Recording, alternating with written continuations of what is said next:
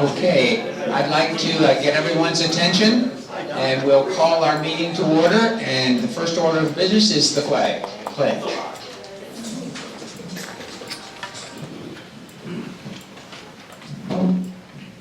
I pledge allegiance to the flag of the United States of America, to the republic for which it stands, one nation, under God, indivisible, with liberty and justice for all.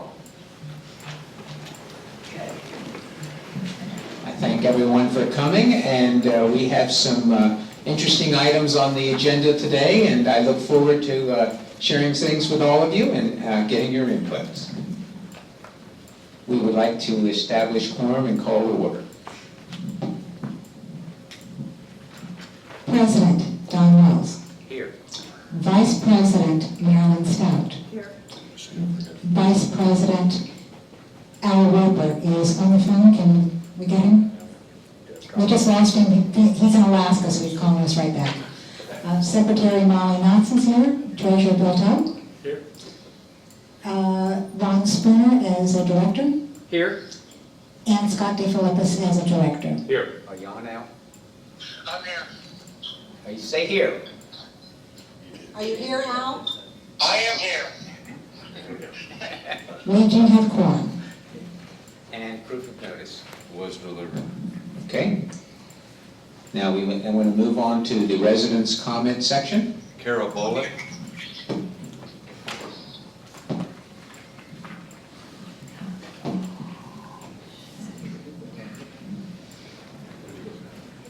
Hello, I'm Carol Bowler from Birdmont Court. I wanted to speak about some concerns we've noticed about violations. Don't get me wrong, I'm all for getting everybody in the community into compliance. It's been the inconsistencies in what we've been receiving. I brought 4 examples of violations or friendly reminders, courtesy letter, different wording, different letterheads, sometimes no letterheads, different email addresses, sometimes no email addresses, sometimes getting a notice ahead of something, sometimes just getting violations with no notice. And for things that don't pertain to my household, I've gotten a violation for a tree over a sidewalk. There's no sidewalk in front of my house.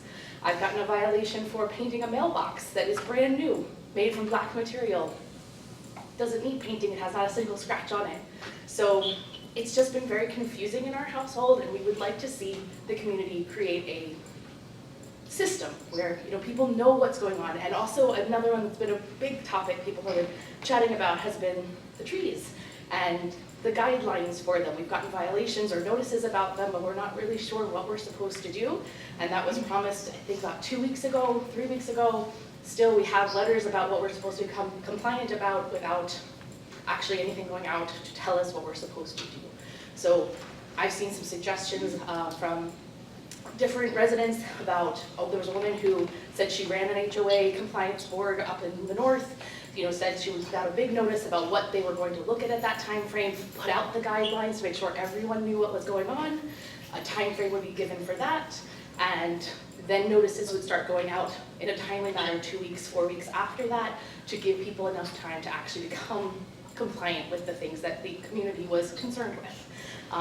The amounts of times also vary on this letter. This letter says 7 days.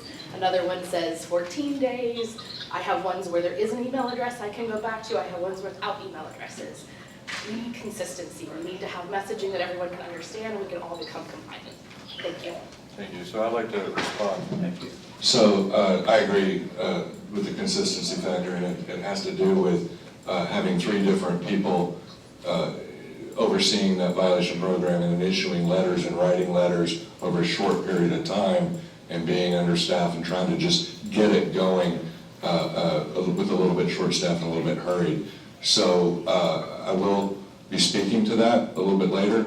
Well, the one thing you did say that I think was the most disappointing to me was the brevity of the language in the letter, like a 1 sentence that just truly I couldn't have figured it out if I got the letter.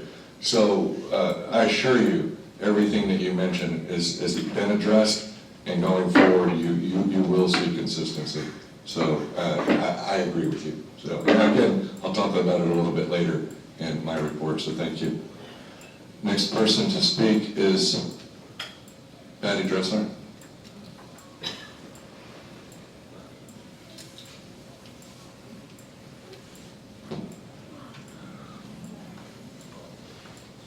Hi, I'm Patty Dressler, and I live on Casavari in Phase 3, and I would like to speak on the clubhouse expansion. I think a lot of us were under the impression that we would be getting more detailed reports from the committee as you delved into the clubhouse expansion. When it was voted on for a certain amount of money for a certain size for the clubhouse, and we realized that that wasn't going to come to fruition. I think a lot of people are wondering, are you still delving into the possibility of doing that? Are you downsizing to what we need?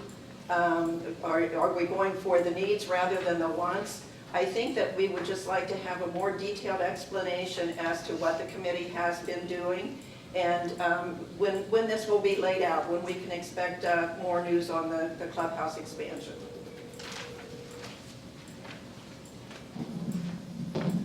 We do monthly reports at each board meeting. I understand the frustration, and it's echoed by not only me, but also by the committee members. These committee members have worked very, very hard, but we came into this project with virtually no knowledge whatsoever of the history of the project. We reached out to those that were involved in the project, and they have not assisted us in any way. That's a bit frustrating for us. So we're still stuck in phase 1 of this project, which is researching exactly what was done, what we paid for, to make sure that we get deliverables. And that's where we're at right now. We're not in a situation where we are proposing anything without input from the community right now.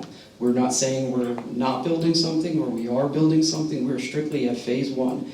And I know that's frustrating, and I know that we want to do our best to comply with the prior vote, but frankly, we're just not at that point yet to be able to explain exactly where we are. And we are working very, very hard. Our committee members have spent a significant amount of time. We were at a point where we're pulling PDPs from the city to evaluate exactly where we are in terms of plans. It's a very long, painstaking process, but it has our attention. We just met this last week. And the topic was still phase 1, getting this to a point where we know exactly everything that was done and what we should expect at this point, so we can move forward in a way that not only we know everything that happened, but you all know everything that happened. Thank you. Okay. We want to move on, and we want to discuss the sunshade structure.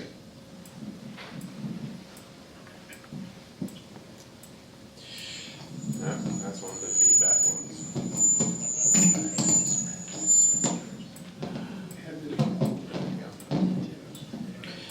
Before we get into the motion, everyone in front of them has the latest copy from CoreCat, the bid, and also the artist rendering, if you will. And also there were some questions that I'd like to answer that happened at the workshop meeting. I was able to get those, so before we move forward, here are the answers to those questions that the board members had. As for colors, I actually spoke with the vendor today and went over the colors, and I know some of the board members are not color savvy like myself, so their recommendation is to keep the aesthetics pleasing and what the community, they thought the community would like, because they've been on site and they saw our color palettes, would be for the fabric, true blue, and the steel for blue. Anything other than that, they thought that it would be too much of a contrast, and being that the pipes are 8 inches in diameter, when you have something that's a different color, it's really going to stick out. So, I'm going to go with the experts on what's going to look best, since they were on site. There was another question asked if we take down and reinstall during a hurricane. The fabric itself would avoid the warranty, and expressly said to myself, absolutely not. It actually says in their latest catalog that I emailed out to everyone that their whole system, you'll see the word in there, when you take it down or if you take it down, it's made for the end user to remove and put back up if see fit. The only time it would void the warranty is if they did not do the initial install. So if they are doing the initial install, and it's very common, they said, for end users to put it down and take it up themselves. And like I said before, we do have someone who's qualified to do that and said they would do that at no cost. And lastly, the question was raised, could we save $2,900 by removing the existing plastic top itself? And yes, we can remove that ourselves and save that money. So with that being said, I would like to make a motion to approve the bid for a 44-foot by 34-foot by 13-foot sunshade structure to be erected at the existing Sandoval playground as submitted by CoreCat on 5/23/2019 and as presented in the workshop meeting on 8/15/2019 in the sum of $31,815.85 plus a 10% contingency fee to be coded to the bulk telecommunications surplus account. Second. I'll second. So what, that makes the total how much?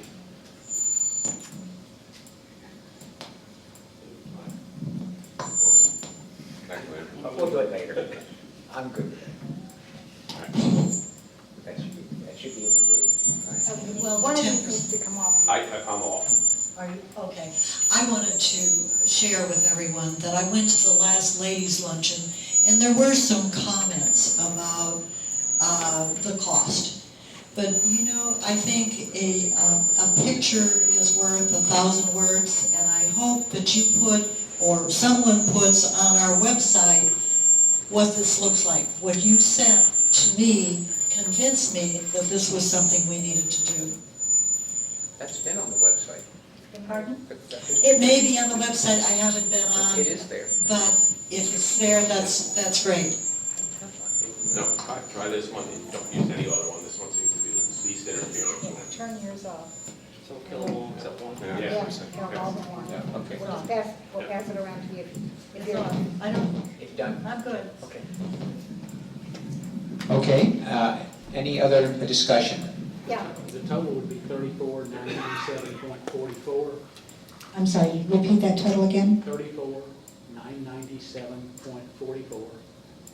And that, I'm assuming the 10% is not part of the contract, we're just approving more than what we need in case something comes up, right?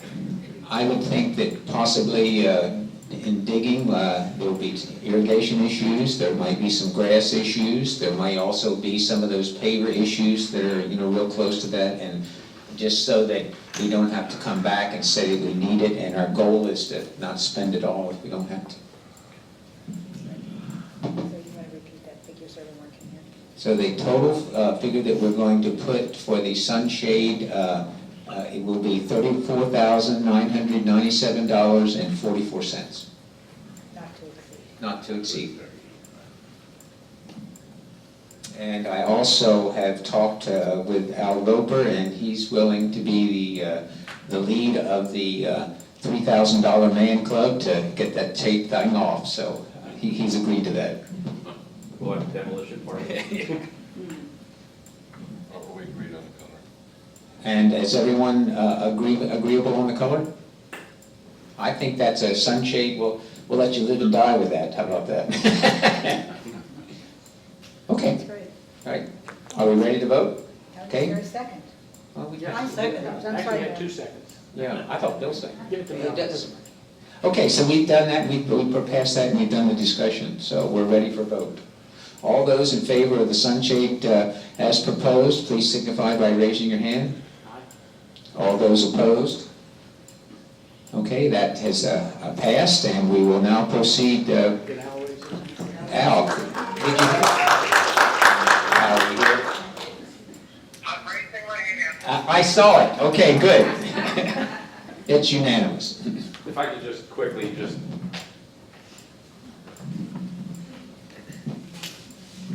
I know this has been a long process to get this moving, and first I'd just like to thank the commitment that the volunteers on the Sunshade Committee made to this project.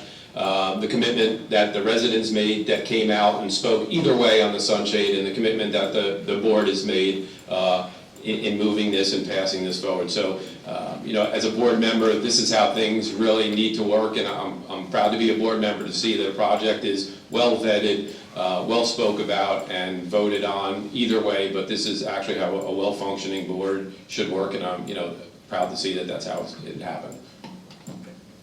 And on that note, I gotta catch a plane.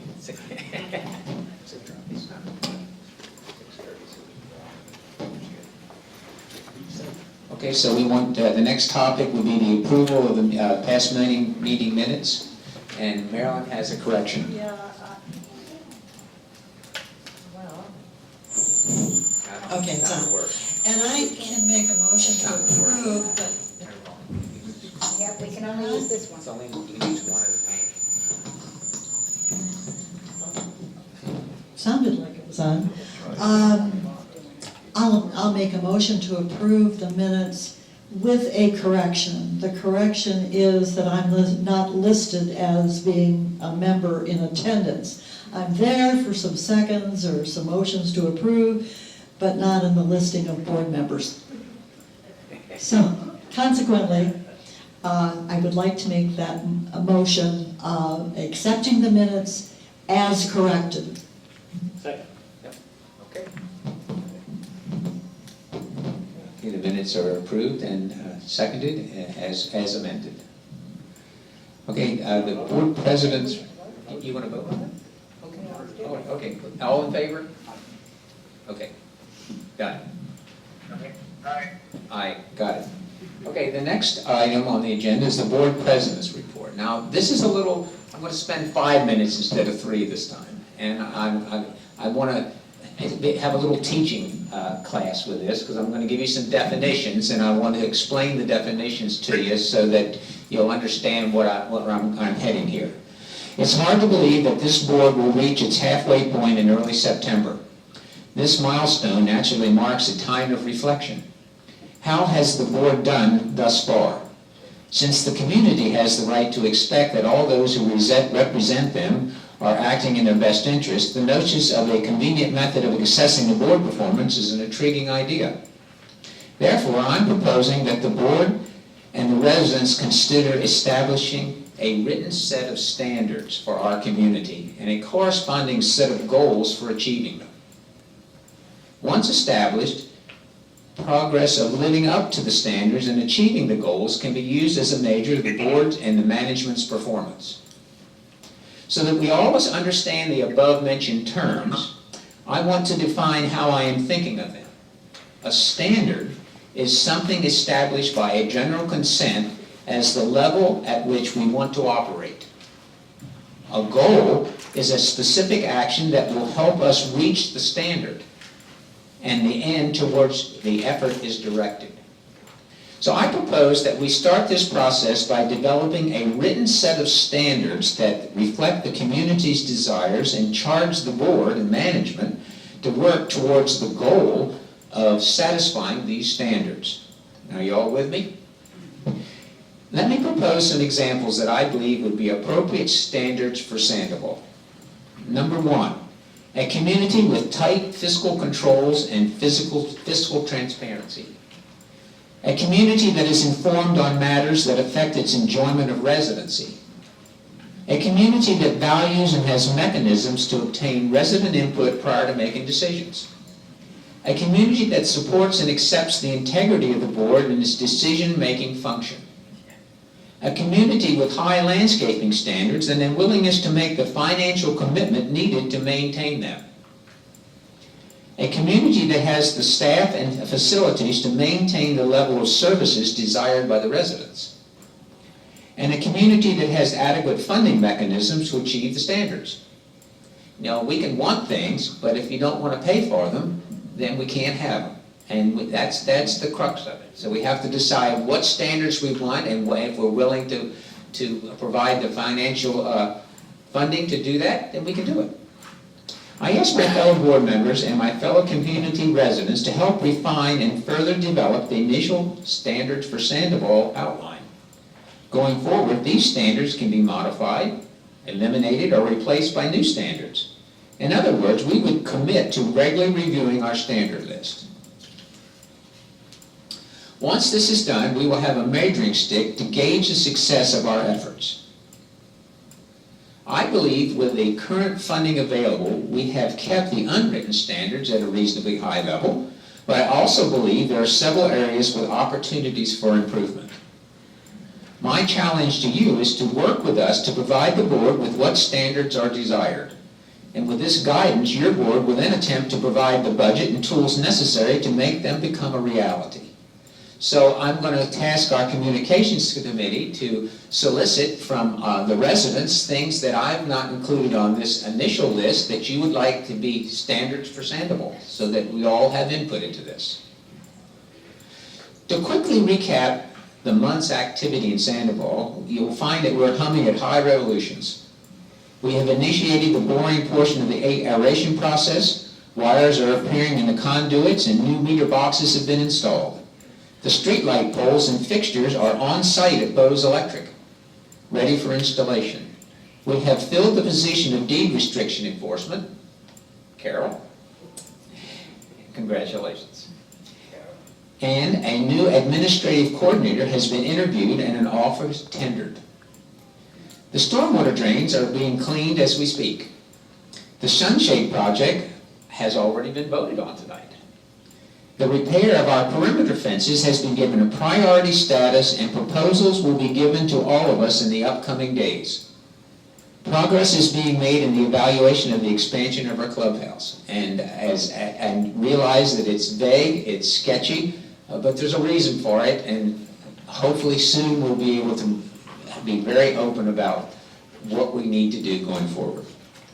The Communications Committee has continued to work overtime on producing a newsletter second to none and providing our community with real-time information with our Sandoval Cape Coral Facebook page, Twitter and Instagram rollouts.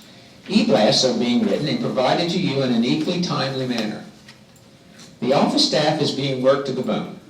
Several of your board members have repaired over 16 grate strikes in the after-hour time. It's hard to believe, 16. And our GM is putting in numerous extended weekend hours. And I'd like to acknowledge all of these stellar efforts by everyone involved. Thanks, Don. I think I'm going to be a little bit longer today. Oh, I'm sorry.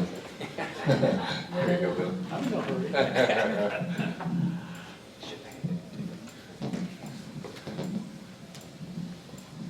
Okay, Treasurer's Report. The July 31st financial highlights were that Jeff Moore and Pope Director of Accounting, there was one item of note. The Envira account, GL number 8020, is being funded entirely from the Telecommunications Fund, and this item will no longer be displayed on the financial statements. No repair or maintenance invoices are funded this way, just the Envira portion of it. Originally, Jeff was funding the monitoring charges only from the Telecommunications Fund, but was informed by the previous general manager and board president that the whole invoice was to be handled this way. If the board wishes, we can revisit the board action on this item and see if adjustments need to be made. Since our May meeting, the general manager has worked to recast our budget to ensure we end the year at or near our budgeted amounts. As of July 31st, 58.333% of the year, we are at 65% of our budgeted revenues and 64% of our budgeted expenditures, and the financial statements actually show about just under a $50,000 positive fund balance for the year. No changes to our investments since our July meeting. The next renewal will be the Community State Bank CD tomorrow. That CD earns 2.45% interest and will be replaced by a CD that's paying a maximum in the rate between 1.75 and 1.85% because interest rates are going down, and that's just what's in the market. The board resolved to authorize Jerry Evans, Jeff Moore, and myself to be authorized contacts with BB&T Bank, RE, the account known as the Q account. This has been completed. There was no Finance Committee meeting in August because I was out of town for the entire week that the meeting was scheduled. But luckily, the Finance Committee's time slot in the multipurpose room was available for the Sunshade Committee Town Hall meeting on the 15th.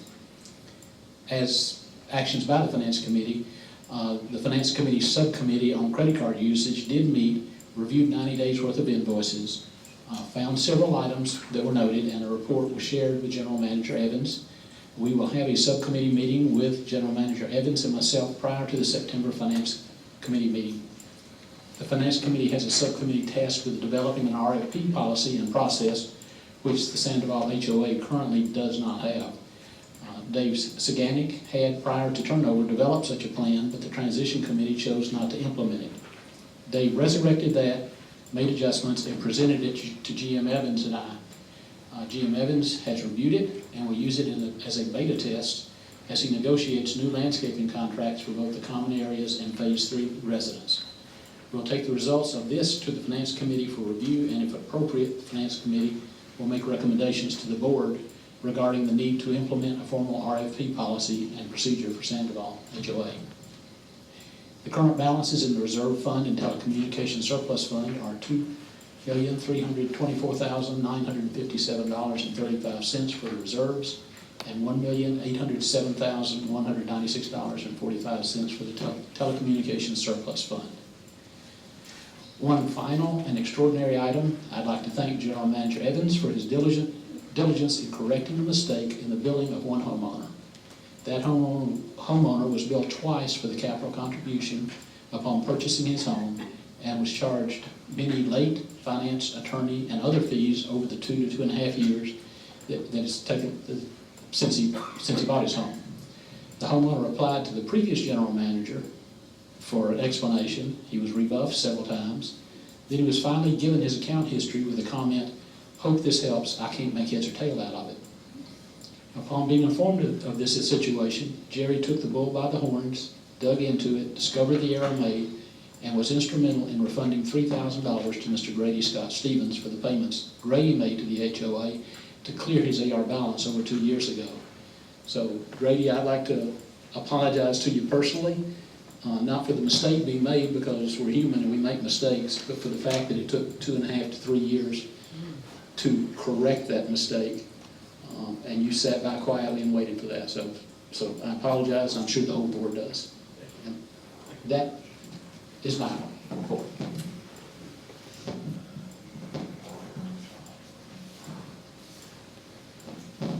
General Manager's report. You sure? Yeah, I'm going to do it.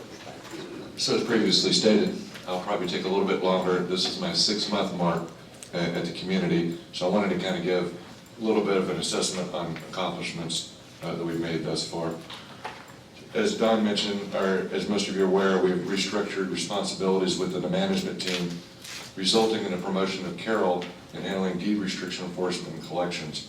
Once Carol settles into that role and the programs are running more routinely and consistently, she'll also be assisting with more specialized administrative responsibility as needed and as she's available.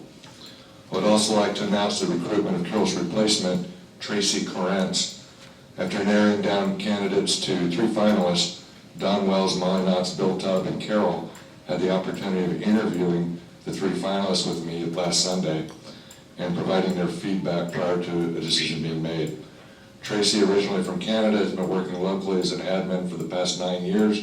We believe she'll be a great asset to the community and is due to come aboard next week, possibly as early as Monday, but I'm thinking by Wednesday we should have her on board. On finances, I received the July financials this week and used the past 7 months of actual revenue and expenses to create a new monthly reforecast of the budget, predicting where we're going to end the year. Based on that data and using somewhat conservative estimates for both revenue and expenses, I have us ending the year with a negative $5,000 variance, which is still well under 0.25% of the annual budget. And assuming this trend continues, I'll have no problem adjusting in December and taking care of that $5,000 very easily with our budget. So it looks like at this point, we are going to end the year with a 0 balance. Gate operations. 3 weeks ago, an issue with the Veterans Gate resident entry caused us to temporarily open the iron gates while leaving the barrier arm operational. Ultimately, a proposal was approved to replace the gate operators, which was completed this last Tuesday. Unfortunately, upon that repair, another issue was discovered. A shadow loop was found to be inoperable. In order to replace this underground loop, we will need to remove pavers, then install them. This work is anticipated for next Tuesday, weather pending, and we will be sending an email blast out as well, because that gate will be shut down for incoming traffic, so resident entry of veterans from about 9 till about 3. They're very cognizant of the traffic in the early morning and in the afternoon. In making the decision to replace the gate operators, we also made a decision to move forward with gaining proposals to make the 2 entry gates at veterans a 1-gate system instead of a 2-gate system. So if you guys don't follow, as you're going in 1 gate, you got 2 half gates that open. We're proposing to make a 1-gate system. We believe a 1-gate system such as the one that's installed at Pine Island will significantly improve overall gate operability, resulting in less failures and more reliability. And of note, the 2 operators that we're buying right now will be used in those 1-gate systems. On towing, as related in an e-blast last week, we've contracted with Wanted Dead or Alive Towing and Recovery Company. Many of you have likely seen their signs posted at the entry gates. Out of an abundance of caution and providing plenty of advance notice, we've been issuing warning letters to vehicles parked on the street overnight. Effective Monday, September 2nd, vehicles parked on the street between the hours of 1 a.m. and 6 a.m. will be subject to tow without notice. On storm sewer cleanouts, the association recently contracted with Sewer Viewer to conduct storm sewer cleanouts. The 2019 schedule includes Blackburn Circle, Sunville Court, Greendale Place, Woodbourne Place, Bellingham Court, Wynwood Place, Wynwood Court, Stony Hill Court, Cayon Court, and Belleville Court. Contractors should not be entering on a private property, however they will be working close to property lines in order to clean out all storm sewers. In the most expeditious manner, Storm Sewers is conducting work as available with short notice.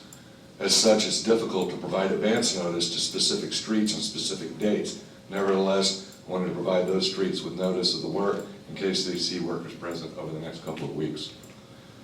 On the operating budget, I'm in the process of developing the draft budget for 2020 that I expect to deliver to the Finance Committee on Monday, September 9th. I will ultimately be presenting the budget to the Board of Directors in an open meeting, which will include public comment. The date of that meeting will be announced soon.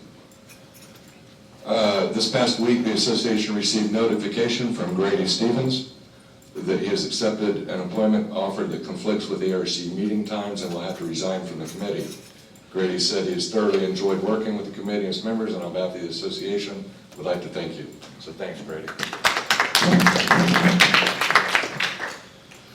Management team accomplishments. Today marks my 6th month with Sandoval. I want to take this opportunity to give somewhat of a report card.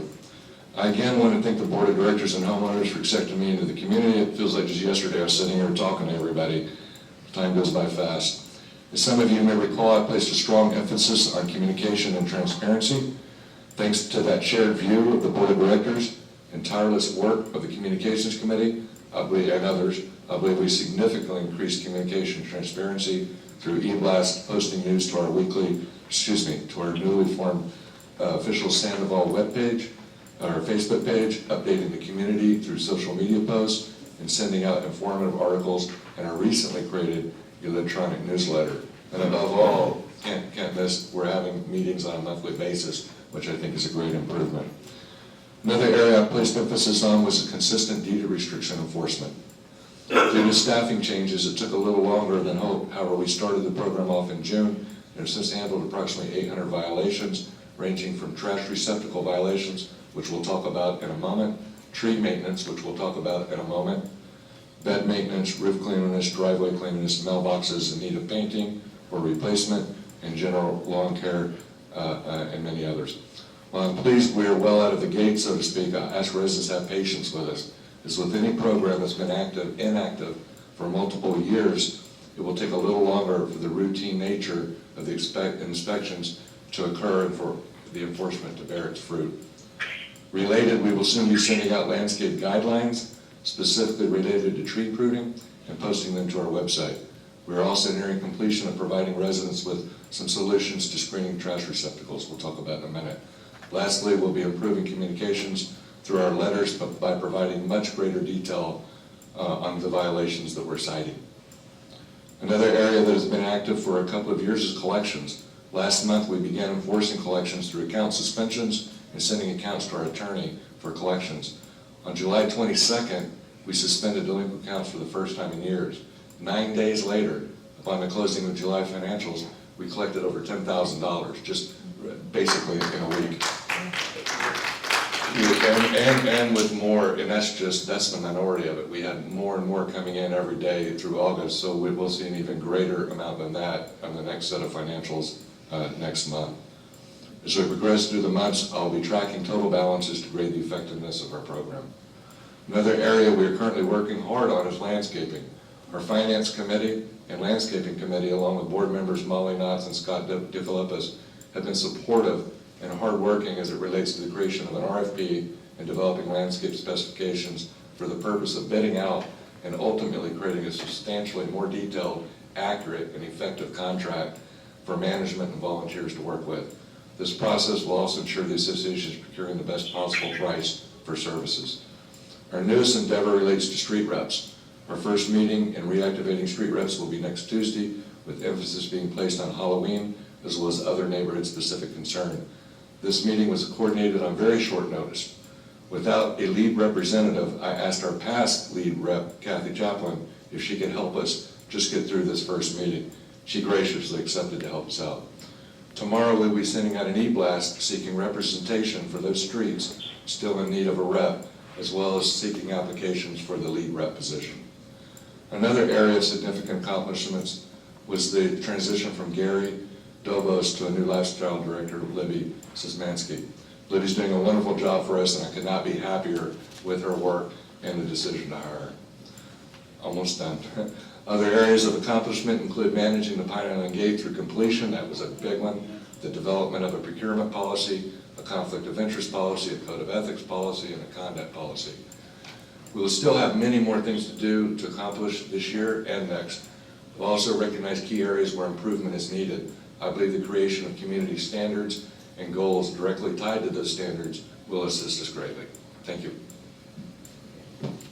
Thank you, Jerry. That's quite a list, and a lot of things have been going on around here.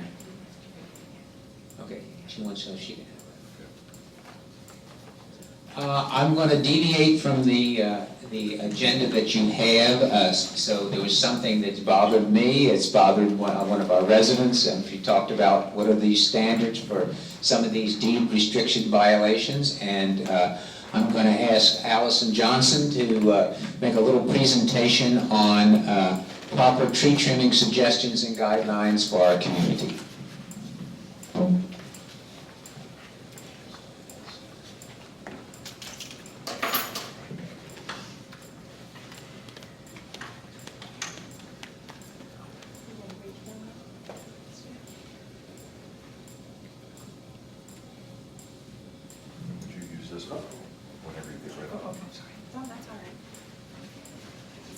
It's green out there.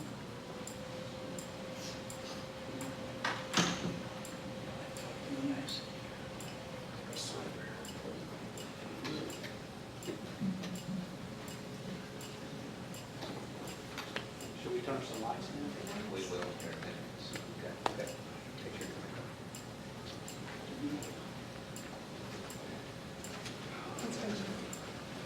Well, we can see all right.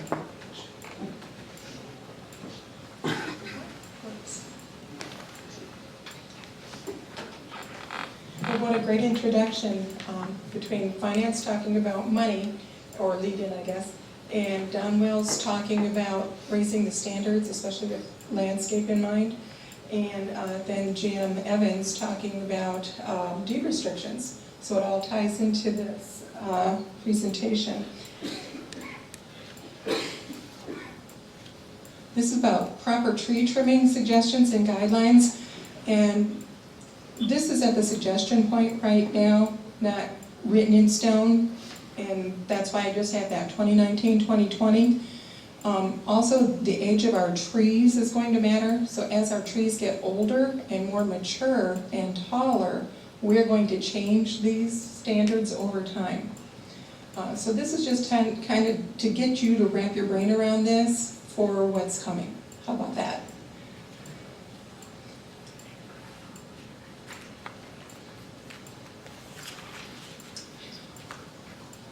I've talked to many account managers from different companies that work at different HOAs and asked them, what is the height that you require in your HOA to have for clearance from the sidewalk to the bottom of the tree, where it's pointing up there at the red arrow to the 10-foot there. And in many communities, it ranges from 10 foot to 14 foot on the sidewalk. And when I went around with Don Wells with a pole that we had structured together and had it marked at 10 foot and at 14 foot, 14 foot is way up there.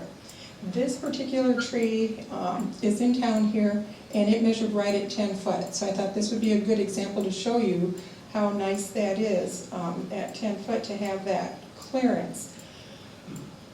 Some of our goals that we had in mind when we were trying to figure out how high to go with this is you have to have light on the shrubs down below or they don't do well. A lot of people in town have spent a lot of money and effort. Those happen to be crotons right there, and they get like a black sooty mold on them, and they get all these other diseases and things like that. And same thing with the turf. You struggle and you can't keep your turf healthy. A lot of that is because of not having the airflow to go underneath and also the sunlight to hit it. So now if we raise our standard up to where everybody has to have it 10 foot at the sidewalk, you're going to have a lot more airflow and a lot more sun and a lot healthier yard. Notice also the sidewalks. It really does help in the Southwest Florida area to have the airflow and the sun to keep it from turning black mold the day after you power wash it. So this is going to help everybody a lot. It's going to help the look and the aesthetic of the town and the health of our flora. Just everything is going to look brighter and better, and everybody will be able to appreciate that. I don't think we need to go to 14 foot. So we thought, let's just start off baby steps, and we'll call it 10 foot at the minimum of what the other HOAs are doing from here to Naples. On our Esplanade, what we have contracted for is 12 foot, but I think 10 is good enough on the side streets, on the homes.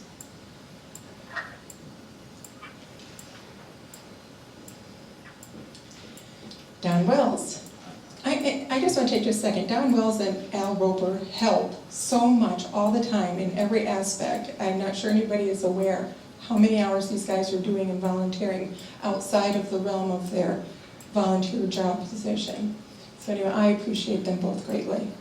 The goals for the clearance on the street, they range 14 foot to 21 foot, depending on what town that you're in, and there's a reason for that. You need enough clearance for vehicles to be able to stay in their own lane, and there are some streets in town where that's not been possible, because I drive every street in town checking on the landscape situations, and there's many times on some of our streets where I have to wait for other cars to come through because we can't both fit because people's oak trees are out into the lanes. And then you're going to get your vehicles scratched, your paint scratched, or what have you. We don't want the trees damaged by moving vans or garbage trucks either. Fire trucks need to have clear travel as well, and they're pretty big. So that 14 foot is probably about as minimum as we're going to go. And again, it's baby steps because that's the age and height of our trees right now. When our trees get older, we can raise that up as we need to. But I think that this is a good starting point for us.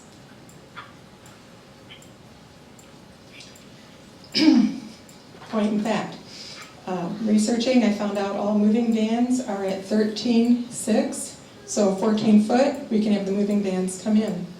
When I was an account manager that took care of landscape for Somerville, it just was horrifying that when the moving vans came through town and I happened to be there, they crunched right into your big, beautiful oak trees and ripped them and broke the branches, big, heavy branches, just ripped out, and a lot of the limbs just lit to the ground and then had to wait for a pickup in the future. But that left such weeping, gaping holes in the branches and that subjects your trees to disease and decay. So when I pulled this, I was looking for somewhere it's going to hit into a tree, all I could find was hitting bridges. But you kind of get the point. If that was the big beautiful oak that's in front of your house, and that moving van comes in, like I saw happen several times in Somerville, or the garbage trucks, correct. I also look for heights on those. So it's the same as the moving van, as long as when they're doing that side, they dump it in front of the truck first, and then they go 3 or 4 houses till that's full, and then they put it up over, that's over 21 foot. So I've been watching them, Waste Pro, and they have been doing 3 or 4 till there's a house without an oak tree, and then they do that flip. So they're being pretty cognizant for us. So far, so good. Good point, thank you. The DOT does mandate that bridges be 14 to 16 foot, and that's the reason, because the moving vans are 13.6. And gosh forbid that they go over a big rock underneath there at that time. With that being said, with increasing the standard and the expectations, and maybe making a deed where we're going to enforce 10 foot on the sidewalks and 14 on the streets, a lot of people have taken it upon themselves or hired people to come in that you think are experts on tree trimming and trim your trees, because I've been there to pick up the aftermath with the homeowners, patting each other on the back and crying over the poor trees that have gotten demolished by people they paid good money to have the trimming done. There's a very specific way that oak trees and shady lady trees, are 2 main hardwoods in town here, need to be trimmed, or you do sometimes irreparable damage to the tree. It's kind of hard to tell from these pictures, but if I use this one over here, you can see it definitely has this area here that's all wrinkled like an elephant's foot. That's a very important part of the tree. And what I've noticed a lot of the people that were doing the trimming was doing was not the mandatory 3-cut. In other words, you have at the end of this branch a very long, very heavy, very, very heavy branch or limb that's going to come down. And if you just cut just like that to saw it off like you think you should be able to, and you start up here and you're sawing down, what's going to happen is this bark is a skin, and it peels off and strips down the whole side of the tree, leaving the whole tree open for fungus and pest infestation. And that's very hard on the tree. And you might lose the tree, or it might get really bad looking for a long time. So what you have to do is first take all this weight off. So what you do is you make this initial number 1 cut over here, so that if it does out of weight crash or fall down, it's not going to strip this bark any farther than this cut. Does that make sense? So after you make this initial cut, and that's only to keep the skin from peeling down the side of the tree as the limb falls, then you can go back and make your cut here to take the weight off, so the big heavy branch can fall and it's not going to hurt anything. If it's a really big heavy branch, make several of those along the way till you get closer to the trunk, so that you're not hurting something, having something that big land on the ground below you. It's also easier to cut it up there before it gets to the ground, and especially if it's a chainsaw situation, you don't want to chainsaw into the dirt. That's a safety hazard as well. Okay, so back to this picture. So I've got all the weight off, and now I have this ugly little stem here, which was left on a lot of trees in town for people who paid to have their trees trimmed. Now you have to go in and see this spot right here where the elephant skin starts, in this spot here. You follow that line so you're not hurting any of this tissue here. And then the tree can heal itself, like it makes a little skin right there, and will make a bark to cover it over time. And then it doesn't get fungus and it doesn't get pest infestation. It heals that spot fairly quickly. I hope this helps everybody if you're DIYs or if you're hiring somebody other than a professional arborist, because they cost more. People try to save money and they hire a lot of the ones that you see around town. But then it behooves you to stand out there with them and say, oh, wait a minute, you've got to do it this way. And if they give you that deer in the headlight look, you know you need to find somebody else. So that's how we trim our oaks and our shady ladies for best luck. And this just shows, multiple ones around, whether it's hardwood or conifer, where they're doing the 3-point cut. In those picture on the left, they're actually cutting off big ones on either side so that they can do lifting for your 10-foot deed restriction coming up. The other thing is you need to have kind of an eye for what's going on with your tree. The red are the ones that you would want to trim out if you're doing it yourself, or if you have somebody hired to come, because a lot of them are not being done correctly. So if you have 2 leaders at the top, you can take one out, but remember how you have to make the cut at the edge of that thickening of the elephant skin, so that it can heal over. So you have one sturdy one that's always going to go up to the top. Never, ever, ever cut the top of your tree off.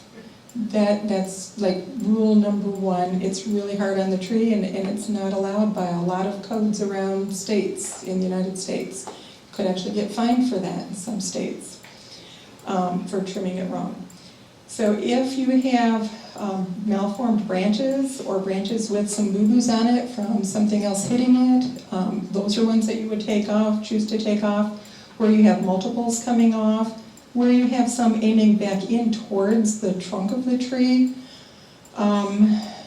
Straight up and down ones are called sucker ones. Those often get trimmed off.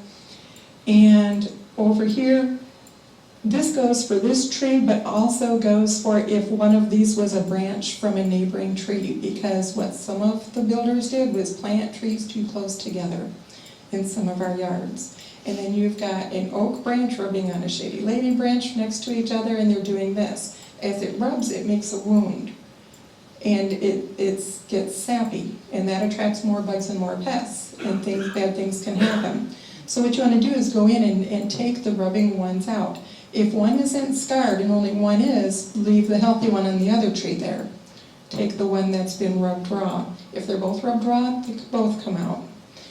So you would take these off in the same way. So I take that one off there and this one off there, and then I don't have any more rubbing going on, and I have less chance of the tree getting diseased, and the tree has a better aesthetic look as well. This is how we trim for clearance for our height restriction to get up to that 10 foot over your sidewalk. So you would trim this just the way we talked about earlier. You'd cut off this edge first with your 3-point cut, and then move closer and do it here. Any suckers going straight up at the bottom, you want to take those out, because it's just going to grow up when it gets big and fat like this side is. It's going to be crowding it, and what you get is all the dirt and waste trapped between them, and then you have disease. And then you lose your whole tree. This is the only way that you would ever take off of a rut. Oak trees and shady lady trees, as they get older, your front yard fills in with those really big, long snakes. That's part of that tree. That's part of how the tree's being is. We all have things that look different as we get older, and so do those trees. But if one is girdling the tree or wrapping around the tree like that one there is, then that's the only time you should take off one of the rut ones. So if you have oak or shady lady in your front yard where there's grass around it, probably 10 years from now, 15 years from now, you're not going to have grass. You're going to be going to some other alternative, like a bromeliad garden or something like that can take the shade and not be fighting for every ounce of nutrition that oak or shady lady's taking. Planning for the future.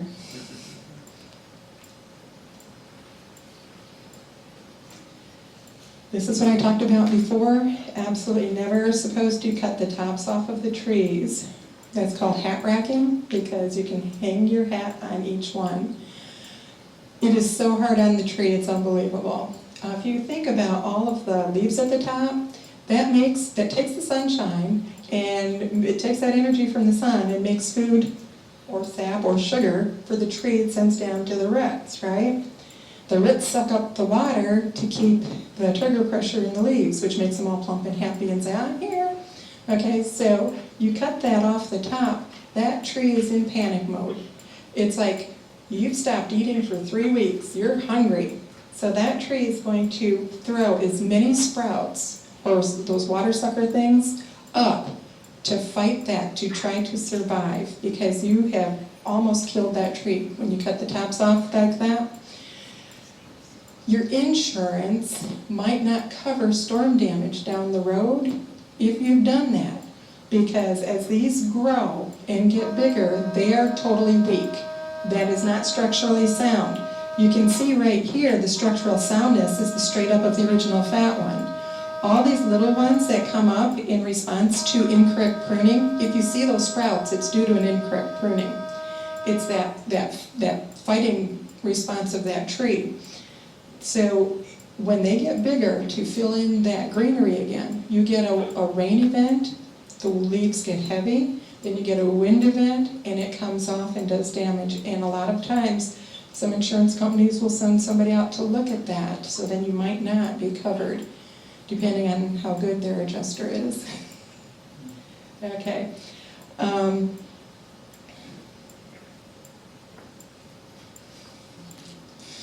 Been seeing some of this too, you guys. Lion's tails might be cute on these little guys, but lion tail trimming's bad for your tree. All the weight is on the end of that branch. Those branches happen to be straight up and down, but you also see it on the sides. So if you can imagine, if I had a 15-pound weight just in my hand, instead of spreading it out from shoulder to hand, it's going to break off, right? Right. So, y'all see what I mean by the lion's tails? Yes, it was rhetorical.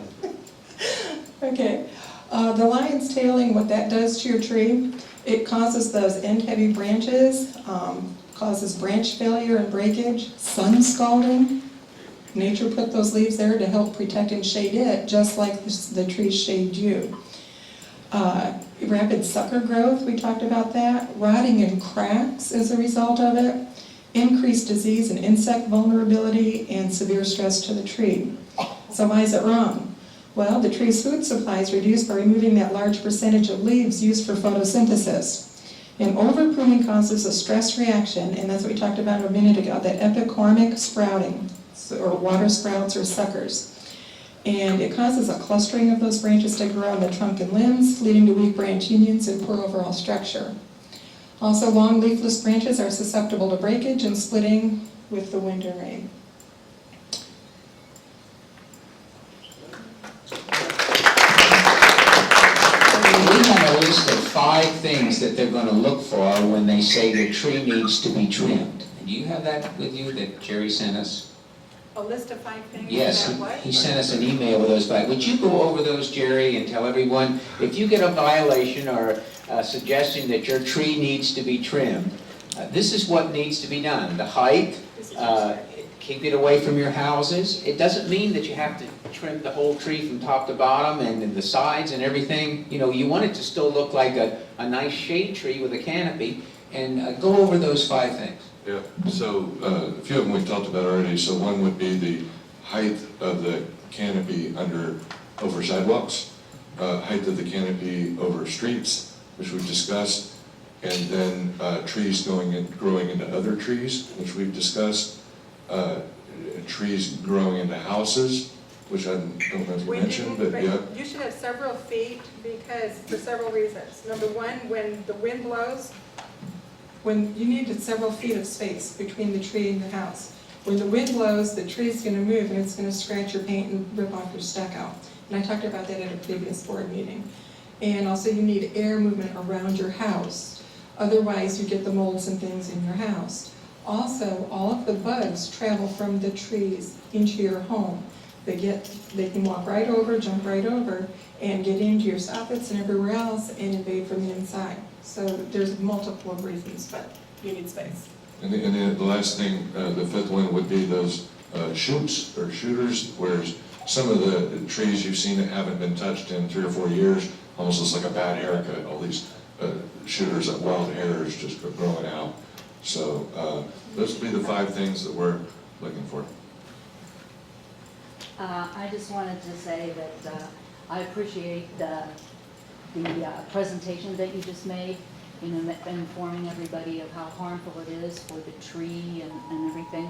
but I wanted to add on to that I have done some Googling, and I have learned that in Lee County, these things that you talk about are actually illegal.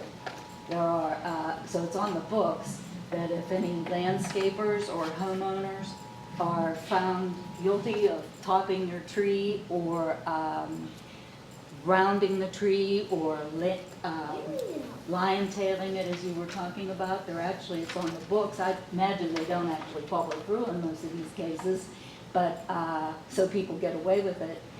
But I think that, so anyway, you can be fined, and it actually can go to the point where you are asked to replace the tree that you damaged. And in some cases, you have to replace 3 trees for one if you get them mad enough at you. Oh, okay, yeah, I think that, so. But you I have to think- look at the date on yes. that was dated 2008, and that's why Yes. we did not bring that up at this presentation time, because they probably have an updated one, and we didn't want to, say it's 100 for this, 300 for the next, and 500 Oh, for the yes. next, per tree, by the way. Because on the Lee County site that we found it is dated 2008, and I Yes, that's what imagine they they've say. updated that in their books, but maybe not on their webpage. But I would imagine that still the same guidelines would be there. I'm sure. I'm sure that. Yeah, all these things that we mentioned here are actually violations that Lee County So I- cites people for. I think that as our community, we should endeavor to follow the law. Okay, so in conclusion, trimming your tree doesn't mean it has to go from 20 feet to 10 feet to 8 feet. It just means you need to lift it so that it's 10 feet over the sidewalk, 14 feet if it's hanging over the street. It's okay to hang over the street. If our community matures and there's a total canopy over the street that is 14 feet or higher, then everything can still come in here. So that's what's going to make the community look good, not making our tree much smaller and trimming it in those manners. So enough about tree trimming, and we're all set to move on to the next topic, which is the ARC report on how to manage your trash cans. And Molly's going to read that for the committee who finalized this report earlier today. First, I want to thank the ARC members who have worked diligently to come up with this report. On the surface, trash cans should be considered something that we don't even have to think about. But because we are a deed-restricted community, there are guidelines that we must all follow. And to be able to stay within those guidelines and yet handle these big barrel trash cans, it has been a most arduous task for the ARC. I'm going to read the report that they have come up with.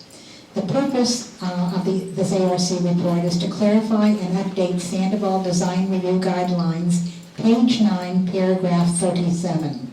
Trash containers shall be stored in garages or on the side of yards behind the front building line and shall be screened from the street by a fence, wall, or landscaping.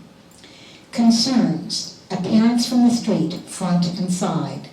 Side entry homes shielding. Plaster barrier, appearance, weave lattice and panels. Anchoring and wind resistance. Under observations, number 1 is the large number of exposed trash containers throughout the community. 2 is plastic fences leaning against trash containers or falling down. Number 3, some plastic fences anchored to the house not 5 feet from the property line. Under that, Sandoval Design Review Guidelines, page 4, paragraph 13, article 2. Fences are to be 5 feet from the property line. On Thursday, August 27, 2019, the ARC met in regular session. Those present: Carol Torillo, chairperson, Grady Stevens, Jen Tarsa, Martha Tubb, Molly Knotts as board liaison. Excused for medical leave was Barbara Shinetti. The 4 ARC members participated in the vote. 4 possible solutions were discussed and voted upon. Number 1, wall to shield trash can containers. A, 4 votes in favor of deleting this solution. So they would, in other words, they would like to see the verbiage of the word wall removed from the guidelines. Number 2, trash containers either be stored in the garage or shielded by approved landscaping. The answer to that was 4 votes in favor of this solution, this being their primary way of screening your trash cans outside of your garage would be by approved landscaping, approved plants that would shield that. Number 3, city permitted white vinyl paneled fence shielded with plant material. Under that, Sandoval Design Review Guidelines, page 4, paragraph 13, article 2, 12-inch wide mulch strip and buffered with 3-gallon plant material. The answer, 4 votes against this solution. We've all had issues with the vinyl fences that were erected by Taylor Morrison in phase 3.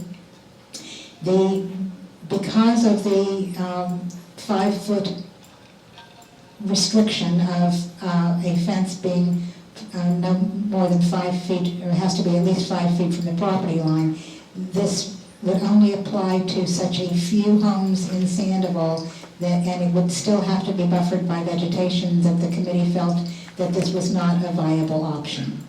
And number 4, non-permanent white vinyl solid panels that would require a notarized agreement from the homeowner that these panels would be removed and stored to prevent collateral damage during high wind incidents. The answer to that was 4 votes against this solution. Shielding of trash containers requires an ARC approval. They wanted that repeated. The shielding of trash containers requires an ARC approval. So if you are going to keep your trash cans outside and you are planning on using their recommendation of buffering with approved plants, and that's not putting a plant in that's 1.5 feet off the ground, that's putting in a 4-foot plant to start out with. If you're going to do those things, you still have to have ARC approval. The recommendation of the Architectural Design Review Committee is for solution 2 is the unanimous recommendation for this task assigned to us. And number 2 was to buffer with vegetation. This was respectively submitted for the ARC for Carol Torello, chairperson. Can I ask a question? With that solution, did you guys discuss a potential timeline for owners to come into compliance? That was not part of the purview. Okay, great. So I would like the board, if the board is so willing to accept this proposal, to give me some guidance, because I think it's fair to allow people who already have some pretty good landscaping some time to let that landscaping grow. And maybe we can even look towards Allison. I thought she left. I think the intent that you've made the attempt to, I think the intent is the key. If you put the landscaping in, it has to have time to mature. And I think that's certainly reasonable as to how long before it will be in compliance. That, I would say that would be for people who are have been trying in the past few weeks or months to do so. But their recommendation was going forward that the plants be more mature plants that are higher. So if you have already applied to the ARC and have been approved for plantings of plants to go in, and they are growing, that's one thing. But if you are just now going to apply to buffer your garbage cans, their recommendation was to do it with more mature plants. And there are sales right now at Lowe's and Home Depot of 4-foot plants that can go in. I appreciate that. And from a management standpoint, though, what I'm kind of looking for, and if you guys want to give you a recommendation, I'll be happy to do it. But what would be easier for me, I don't want it to be so relative that we're being inconsistent. So what I'm looking for is, say, 2 months is a reasonable time, 3 months is a reasonable time, because I know some people have started a couple months ago. But at some point, I'd like to send a note out telling everybody, as long as you've given an effort, you will not get a notice of citation until this date. And that date could be 2 months or 3 months out. Or is the board amenable to that type of a thing? Well, then I would suggest 3 months. And I was going to say 3 months sounds like a reasonable time, particularly since many people have already begun. You know, they already have a couple months into it. I would also suggest, though, that the landscapers be careful when they trim, because right now I can tell you, if they had just trimmed 2 inches higher, mine would be hidden. But it's visible from the street, just that much, but if the ordinance is such that they're supposed to be hidden, landscapers need to be careful. Agree.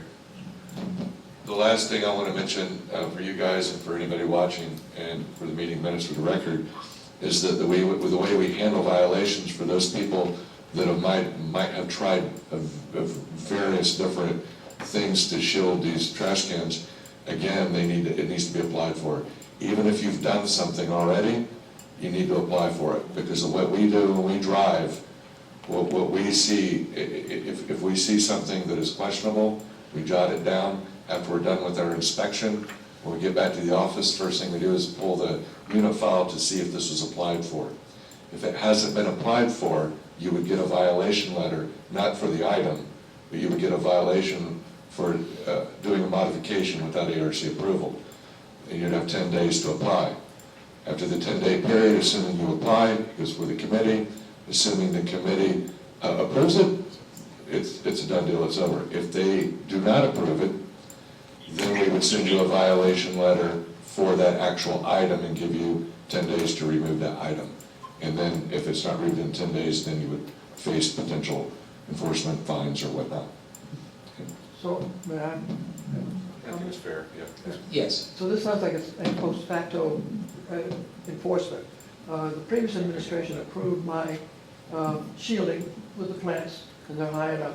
But do I now have to, after the fact, apply for approval? You've always had to apply for approval, and it would be really, almost you could call it a grace period. I know some boards that wouldn't do what I do. Some boards would slap them with fines and not just simply allow them to apply to come into conformance. But the rule for the trash cans has been there since day one, and the rule to apply has been there since day one. Does that answer your question? I'm sorry. Yeah, I guess, but I had already received verbal approval by the previous administration for my... Be very careful with verbal, in fact, yes, I understand. avoid it. I understand. Yeah. So and the answer is yes, I have to apply for approval That is correct. 4 years later. Okay.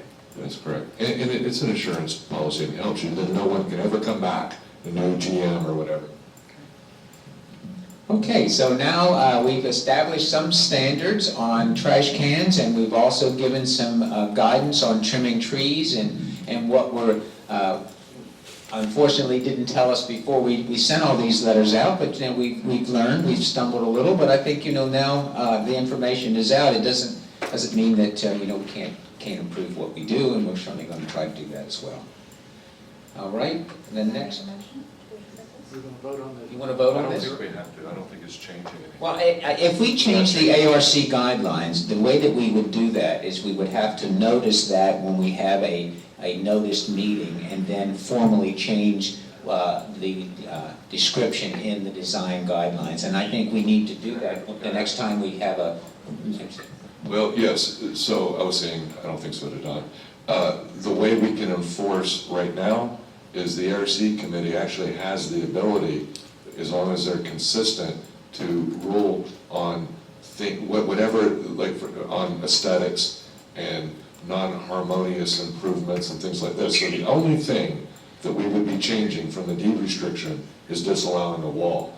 So I guess what my point is, in a rare event someone applies for a wall, the ARC would disallow it based on these factors until we get such a point where we would want to amend. They would be fine, yeah. So the question was, what would we do with the walls that are already in? If they've been approved, they're fine. If they have not been approved, they're likely going to have to remove them because we would go through the process I just explained. Okay, just to reiterate, we have agreed that we like the removal of the word wall from the regulation to screen garbage cans by landscape plants only, to allow a 3-month grace period to grow the plants, which would be, I would recommend December 1st. And we do not need a vote to have that happen. There is only one other thing that the ARC would like to have, and that is a subcommittee attached to them that will handle this particular issue only, that will only work with garbage cans. And they would like to have at least 3 members on that subcommittee. Great. And is it a subcommittee of current members, or do we need to solicit for members? We need to solicit for members. They are down by 1 right now. They would be overwhelmed. The ARC is down by 1 member already because of Grady deciding that money was kind of worthwhile having.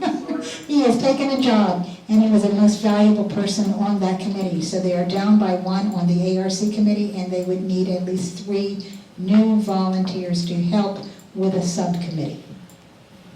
And we'll solicit this month and be something on the agenda for next month. Okay, moving on, ad hoc committee reports, clubhouse expansion. I think we've discussed that. Is there anything else that you'd want to say other than what we talked about? I could add a few things. As stated, our committee has been meeting regularly. We met last week, we met this week, and to restate what I said earlier, we still are in the phase 1 of this project. Now that essentially means understanding the full history of the project, but it also means making sure that we receive all the deliverables that we are due. And unfortunately, that takes some time. Our committee is working very diligently and very hard. And we do expect to have some significant updates in the near future. As a committee, we are a bit frustrated because we wish we were further along. And I do want to touch upon what the next step would be, which would be phase 2. Phase 2 means, for us at least from a committee perspective, community input, development of expansion options, financial review of those options so we have a clear understanding of what we can afford. This doesn't include breaking ground and initiating construction without anybody knowing. You will be updated and informed in the most transparent and open way possible. I cannot express my gratitude to the committee members. They have worked very, very hard, and I hope they continue to, because it's the only way this project is going to move forward. But I can say the committee is very, very committed, and that's where we stand right now. Hang on to the mic. Taylor Morrison litigation. Okay, we continue to work with our new counsel, Paul Sangiovanni, from Morgan & Morgan on the 558 defect claims and the HOA funding claims. It's also important to note we are also closely monitoring the phase 3 transition. I want to thank every committee member for their efforts to date. Other than that, there are no significant updates to report. Now, Al, I'll make some comments for the capital improvement since Scott's not here and you're in Alaska, and I hope that you approve of my comments. 2 items that they have been tasked to work on. One is the fence, the perimeter fence that's in the Somerville area and also in the Verdmont area. We had another violation of the fence in the Verdmont area, which we put up a temporary patch. The bids are actively being sought for the replacement of the Verdmont fence and a portion of the Somerville fence with different types of material being considered.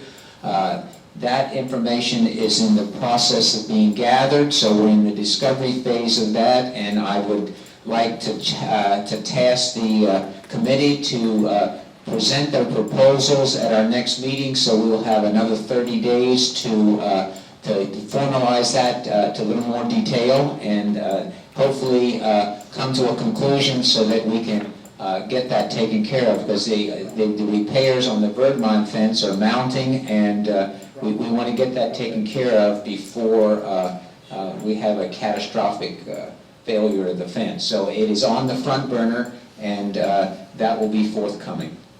The second area that they are actively pursuing will be parking at the dog park in Phase 3 and also parking at the tennis court here by the clubhouse so that we can increase the parking spaces in both of those areas. Again, bids are being actively sought and some of them are already in. And we will have some more information about that hopefully again next month. So there's 2 more projects that are moving ahead, and the funding for the parking would be coming out of the telecommunications, and the fence funding would be coming out of reserves. So there's 2 different funding sources depending on the project. And that would be all that we need to say about capital projects. Next item on the agenda is Somerville aeration. And I wrote a memo to the board, I'll read to everybody. Somerville is an entity separate from the Master Association. Somerville's contributions to the Master Association, which include the reserve assessment and the Master Association fee, are intended to fund maintenance, operation, repair, and replacement costs of Master Association assets. They are not intended to fund assets owned by Somerville. Rather, Somerville has their own fee structures to fund their assets. Somerville owners receive benefit from the Master Association performing maintenance, repairs, and replacements of Master Association assets. The benefit they receive is seen primarily through their ability to use the assets. They also receive a benefit by being able to market that authority to use upon resale of their property. Well-maintained Master Association assets further increases Somerville home values and that benefit. I do not recommend the Master Association fund the maintenance, operation, repair, and or replacement costs of Somerville assets unless there is a benefit to the Master Association. As it relates to Somerville's area, I believe there is a benefit to the Master Association through the shared waterway. My recommendation is for the board to make a motion for the Master Association to accept responsibility for the maintenance, operation, repair, and replacement costs of the existing lake aeration system located in Somerville's lake. So moved. You want to make the I just, so moved. He did, he just said. Bill moved it. Okay. All right. I'll second it. All right, okay. Okay, and second? I second. Is there discussion? Right thing to do. Okay, then I call for a vote that we accept the aeration statement just made at the Somerville Lake to be taken care of by the Master HOA. All in favor? Are you still there, Al? Al? Aye, okay. He's a yes. Yeah, yeah. Okay, are you voting for the aerator? I am voting for the area. Okay, thank you very much. Okay, so then that motion is passed. Next item on the agenda is the collection policy. Just prior to the June board meeting, in order to facilitate collection activity on short notice, realizing we needed a collection policy, I drafted a collection policy using language I had previously used in other communities in Florida. This past month, I shared the policy with Becker and Polikoff, our attorneys. The collections attorney raised some issues with the policy. None of the issues raised material impacts collections as it relates to the timelines, suspensions. However, he felt the policy was too detailed and preferred to change how some of the language was written. I agreed with all of his suggestions. Basically, it was very wordy and it put the onus on the association in too many places. I'm sure Ron can probably appreciate their recommendation. So the red line version was in your board pack. The clean version was in your board pack, and I recommend the board make a motion accepting the amended collection policy as presented. Did you want to read the policy? Would you read Yeah, I mean, it's, Would yeah. you read the red line section, just the red? Yes, let me just read the policy. So day one, Pope Golf post quarterly assessment charges to each account. Day 10-day grace period to avoid administrative late payment fees pursuant to section 8.14 of Article 8 of the Association's Declaration of Covenants, Conditions, and Restrictions and 720.3085 of Florida statutes. Upon expiration of the grace period, Pope may issue delinquency notices and a charge of $15 for each such notice to any delinquent owner after grace period expires. Additionally, delinquent owners will be charged a late payment penalty in the amount of $25 or 5% of each delinquent assessment installment, whichever is greater, and any delinquent owner may be referred to the association's legal counsel for collections. Delinquent owners will be charged a one-time $75 collection administrative charge pursuant to the boat management contract for any delinquent owner's account referred to legal counsel for collections.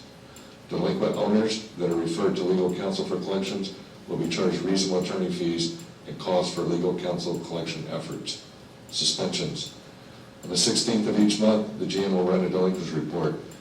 At the following board meeting, the GM will recommend 1, if a member is more than 90 days delinquent in paying any fee, fine, or other monetary obligation due to the association may suspend the rights of the member or the member's tenant, guest, or invitee to use common areas and facilities until the fee, fine, or other monetary obligation is paid in full. Such suspension does not apply to that portion of common areas used to provide access or utility services to the parcel. No suspension will prohibit an owner or tenant of a parcel from having vehicular and pedestrian ingress to and egress from the parcel, including but not limited to the right to park. 2, the suspension of the voting rights of a parcel or member of the non-payment of any fee, fine, or other monetary obligation due to the association that is more than 90 days delinquent. The suspension ends upon full payment of all monetary obligations currently due or overdue to the association. Demand for rental payments. If the unit is occupied by a tenant and the unit owner is delinquent in paying any monetary obligation due to the association may demand that the tenant pay to the association the subsequent rental payments and continue to make such payments until all the monetary obligations of the unit owner related to the unit have been paid in full to the association, and the association releases the tenant or until the tenant discontinues tenancy in the unit. Board of Director and Committee participation.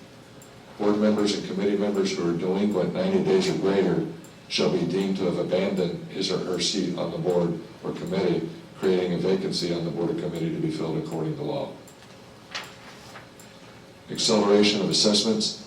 Pursuant to Section 8.15 of the Declaration, after any assessment is more than 30 days past due and upon the recording of a claim of lien for unpaid assessments, the association may accelerate the due date of the entire balance unpaid of assessments for that fiscal year. Interest. Monthly interest is added by POPE at a rate of 18% per annum. Application of payments. Any payment received by an association and accepted shall be applied first to any interest accrued, then to any administrative late fee, then to any cost included but not limited to collection costs imposed by the management company, then to reasonable attorney fees incurred in collection, then to the delinquent assessment. This paragraph applies notwithstanding any restrictive endorsement, designation, or instruction placed on or accompanying a payment. Payment plans. The association is not obligated to accept any payment plan proposal from a delinquent owner, nor is the association obligated to compromise or settle any portion of the debt owed to the association. Any payment plan proposal submitted to the association must be in writing. Any payment plan proposal concerning the delinquent owner's account that has been turned over to the legal counsel for collection must be submitted in writing to the collection attorney. Delinquency status.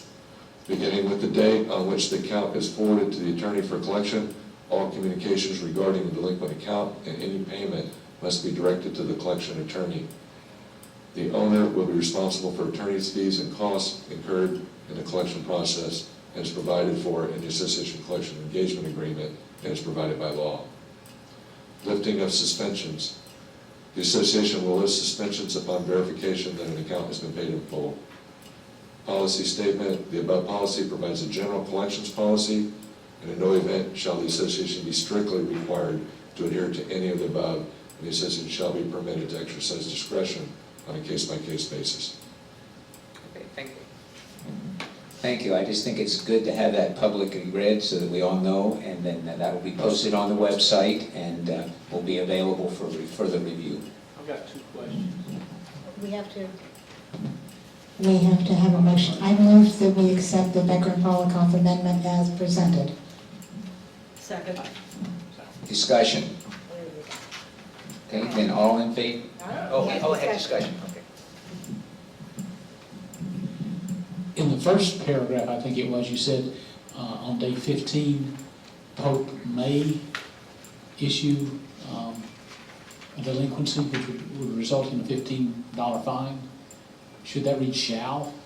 It says, on the 16th of each month, the GM will run a delinquency report at the following board meeting. No, back up before that. It's talking about when Pope earns their $15. In the red. Upon expiration, okay, let me read the first sentence. Day 10, 10-day grace period to avoid administrative late payment fee pursuant to 14 of the article of the association's declaration and 720.3085 Florida statutes. Upon expiration of the grace period, day 10, Pope may issue delinquency notice at a charge of $15 for each such notice to any delinquent owner after grace period expires. So Pope chooses not to issue it, the $15 would not accrue, is that correct? That's correct. Okay, well, I mean, as long as that's. A lot of the verbiage change was where I said will or shall, they changed it to may. Okay. That was a lot of their contention. Okay. My second question is attorney's fees.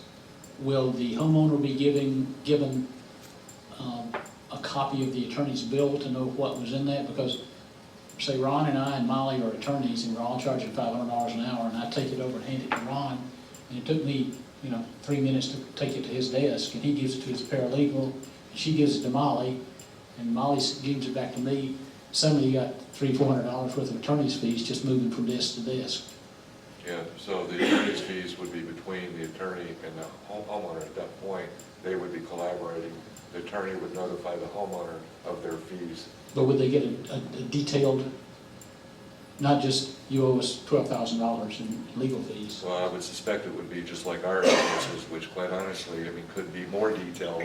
Again, I think that if I'm a homeowner and I get an invoice and I don't understand what it is for, then I would call the attorney and ask them, and we would facilitate a homeowner that was having problems.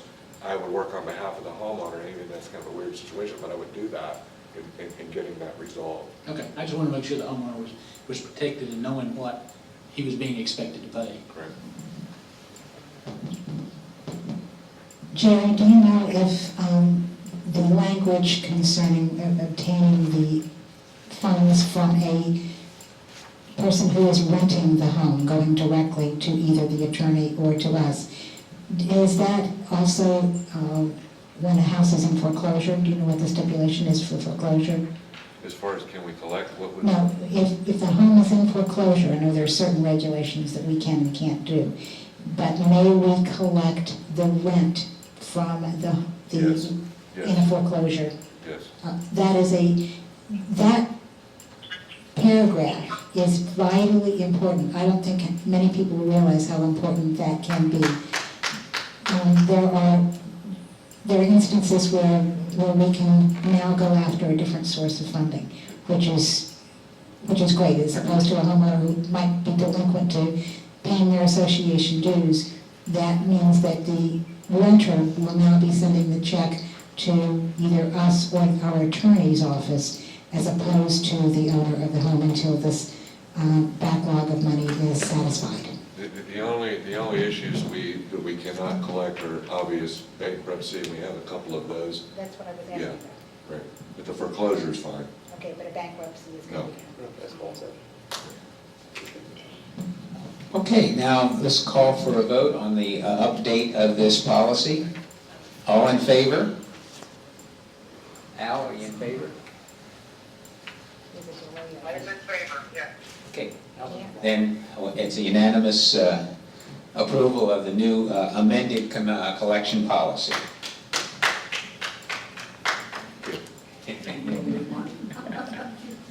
Okay, Next next item is delinquent accounts to attorney.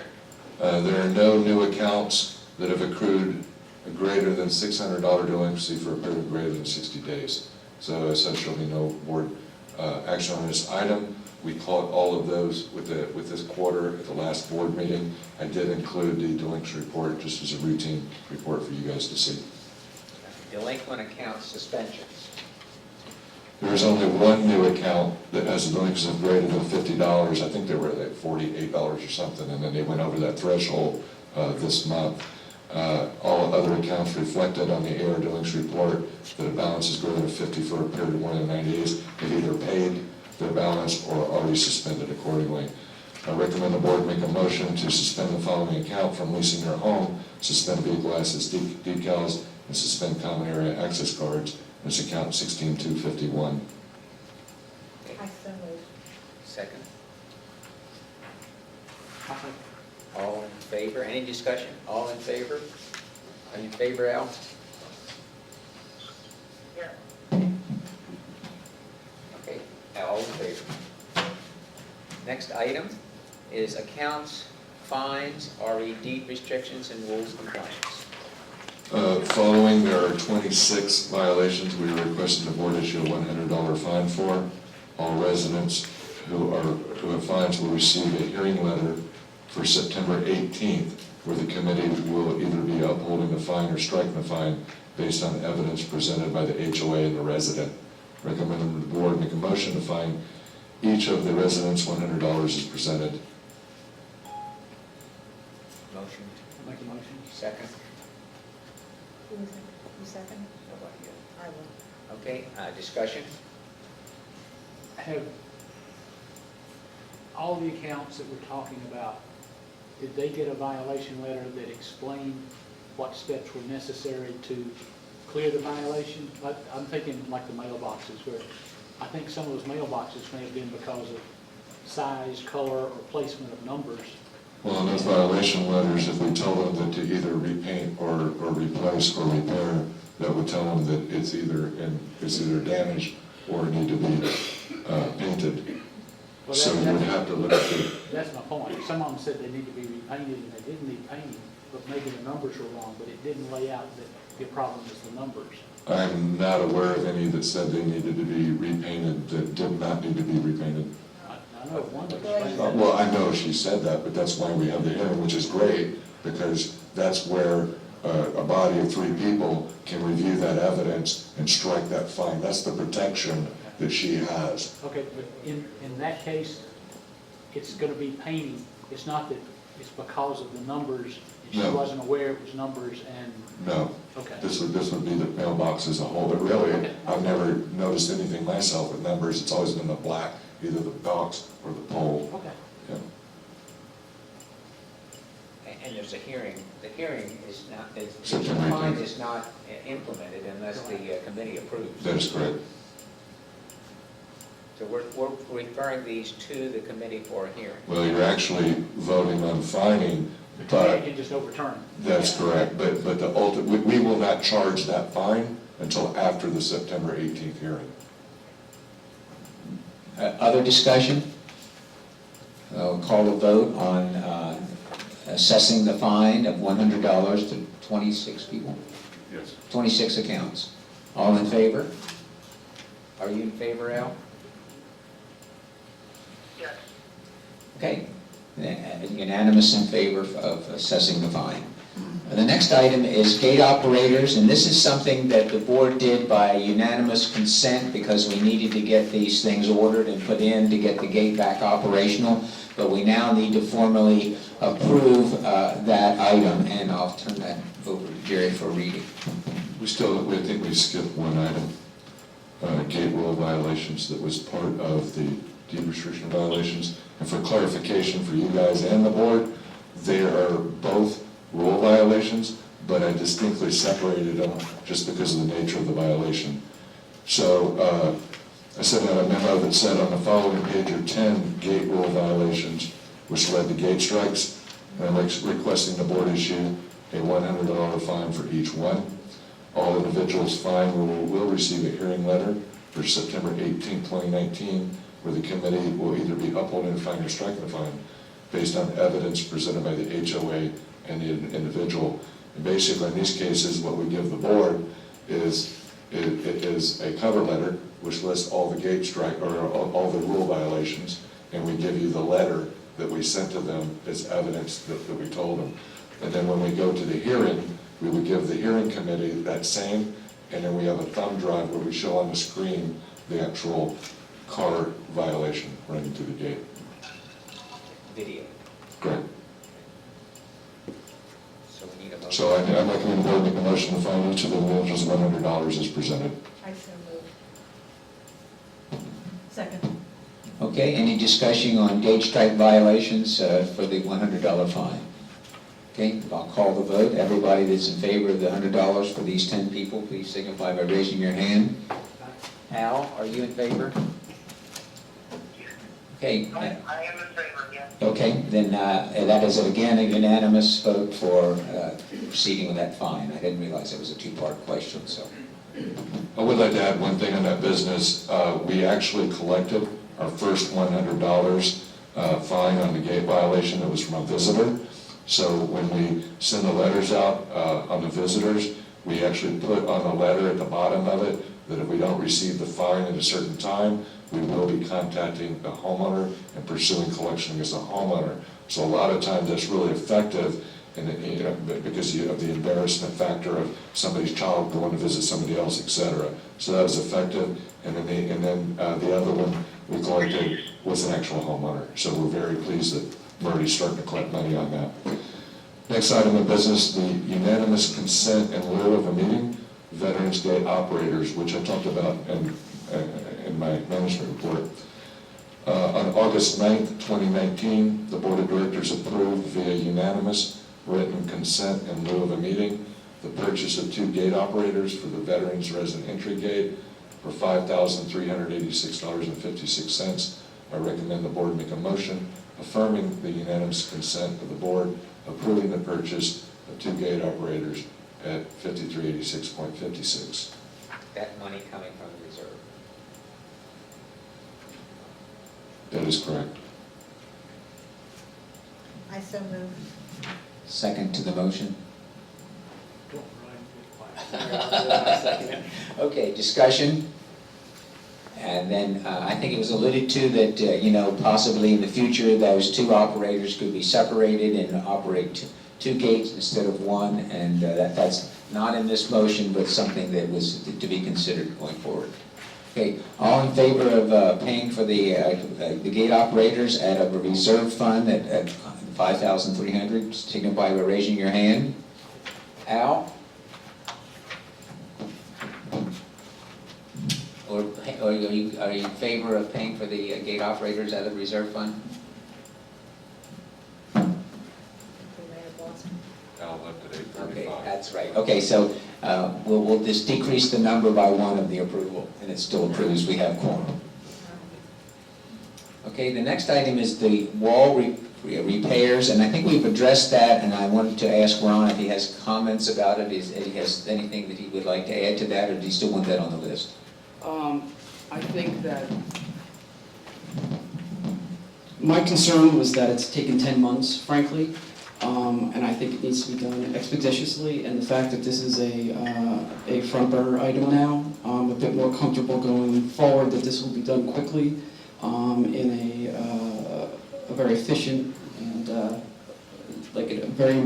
I just can't emphasize enough that this has been taking way too long. My goal for this is that we have the bids, the proposals, and a decision can hopefully be made at the next meeting. Okay, now, that concludes our business for the HOA. Do I have a motion to adjourn? I so move. Okay, our meeting is adjourned, and we will now move to open forum resident comments. Jerry Kern.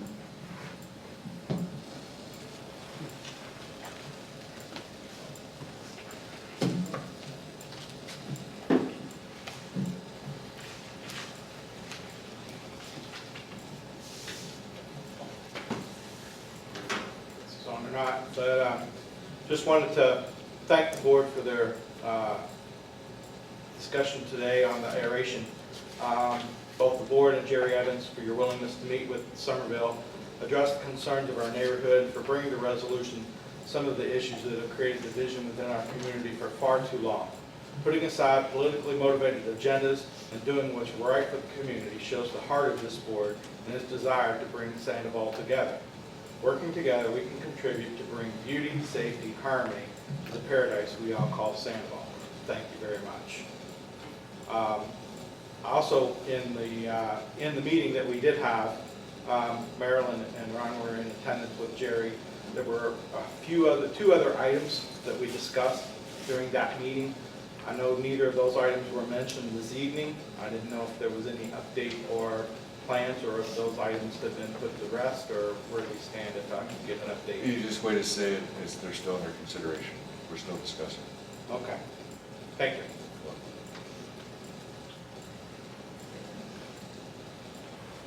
Is there anyone else on the list? That's it. Then we're going to adjourn the resident comment section, and the meeting of tonight is in full conclusion.